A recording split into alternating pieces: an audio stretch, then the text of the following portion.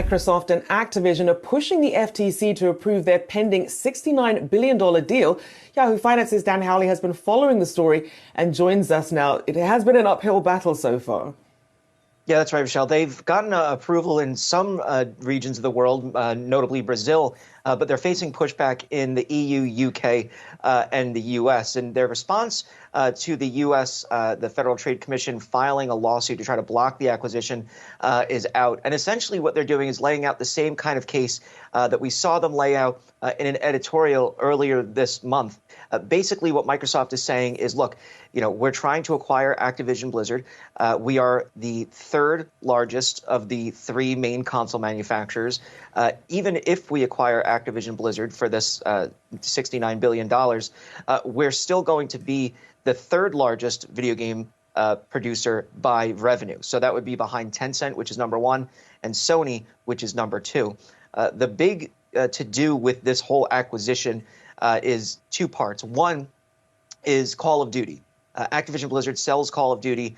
They're the ones that publish it. And it's a cash cow. It made $1 billion in 10 days for the most recent version that was on the market. They have a mobile version. They have a free-to-play version where you would buy skins, and that brings in money for them. So it really is a huge generator for Activision Blizzard. They have other titles, yes, Diablo, World of Warcraft, but it really is the discussion around Activision Blizzard. The second aspect of that is cloud gaming and cloud gaming services. Now, Microsoft has the leader in that with its Game Pass. Its cloud gaming is fantastic on that. I use it regularly. Sony also has cloud gaming. Very good, but the catalog isn't nearly as robust as what Microsoft is offering. Microsoft would use Activision's Call of Duty to bolster that side of things, to bolster its Game Pass and its cloud gaming, make it look far more appealing than it already is, which is, frankly, kind of difficult to do.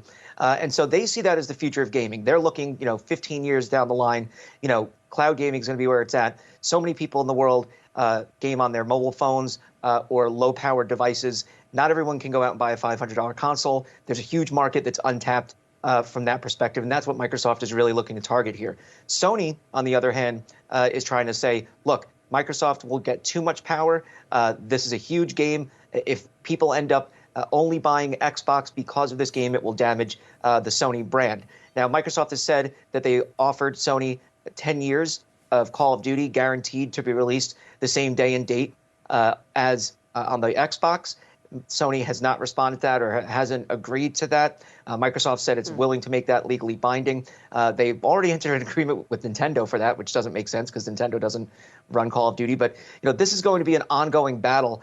There's discussions on both sides whether it's good or bad for gamers. Yeah, it's been a while since Microsoft's gotten this kind of attention from regulators. Certainly going to be interesting to see how they navigate that. Thanks so much for that, Dan.